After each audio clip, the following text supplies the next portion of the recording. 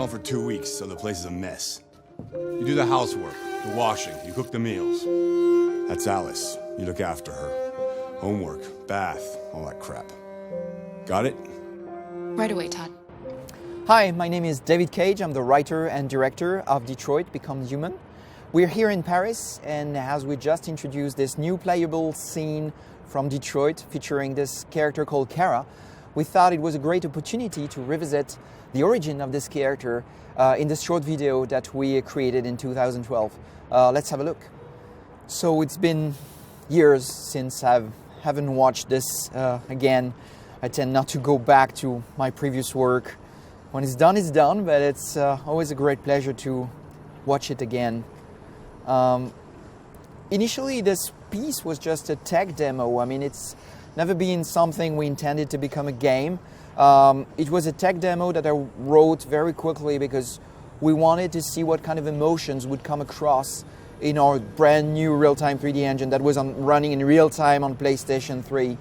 So I wrote very quickly the script. Was not sure what I was doing exactly, just wanted to go through many different emotions in 4 or 5 minutes.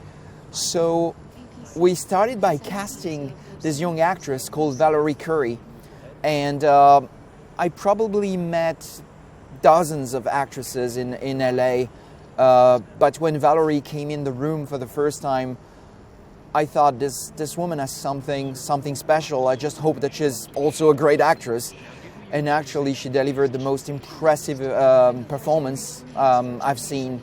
And it's a very difficult piece because it's from going from being a robot to being a human being, basically, and having emotions and being able to cry and all these things.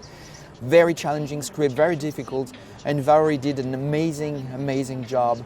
So all these things with the robotic arms that you see moving around was another major challenge we had.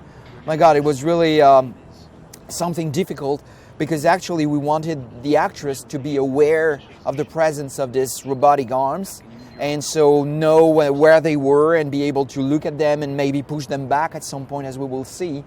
So basically we had like 3 people on set faking the arms and just, you know, with this very precise choreography, just making sure that they were moving the right way at the right moment so she could react and push them back and look at them at the right moment in the right timing. So all this is perfectly choreographed, and it was a real nightmare to make, and I think the people who did it still remember it today.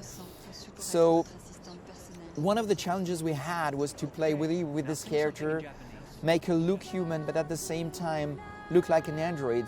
And one of the first questions that we had was, how are we going to make her believable, human, so people care for her and not just say, oh, it's a robot, I don't care, I don't share emotions, I don't feel any empathy.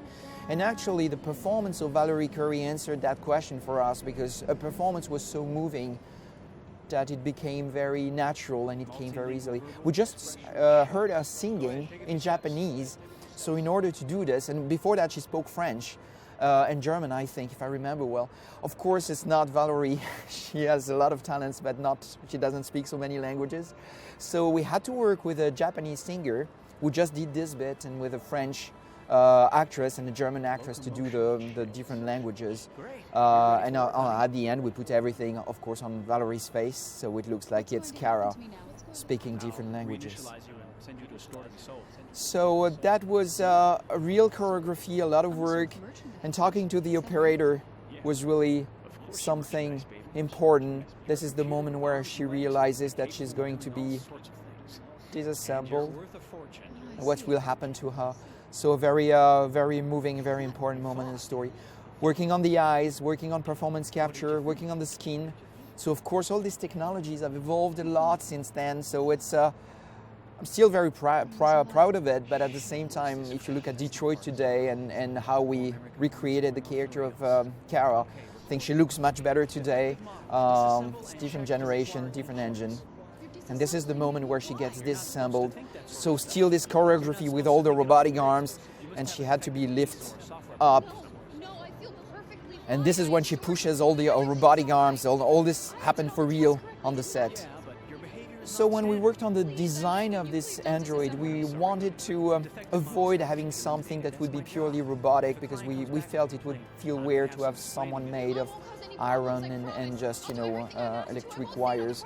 So we wanted to create a structure, an anatomy that would pretty much look like a human being. So we created this heart beating in the chest and this blue blood that would go through her veins, so we could have this, this feeling of empathy. She looks human, and she also had a heart beating and blood in her veins. That was something important to us, and I think it plays an interesting role, an interesting part in the impact that the piece has. And again, that was a huge challenge to create a character and so show how she's assembled on screen, looks like a human, and then disassembled again and then reassembled.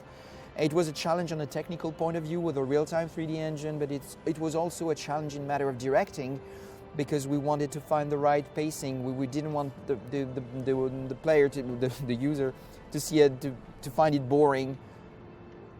And it's all in the performance of the actress that it came to life. That's the moment where the operator changes his mind and decides to let her go. Playing with lens flares here on PlayStation 3. Last moment of fear. And she realizes that now she's free. And we wonder where she goes, and actually she goes in a box, and we realize that there are many models like her, but we also understand that she's very unique and very different. And of course, when she leaves the factory like this, we really wondered what will happen to her from this point. Where does she go? Where is this factory? Where is it in the world? What will happen to her? And this is the story that we try to tell in Detroit Become Human.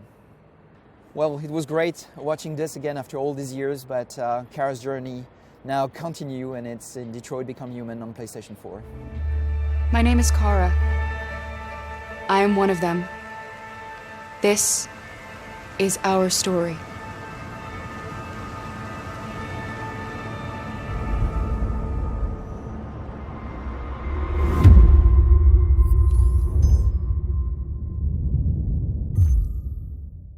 PS4 for the players.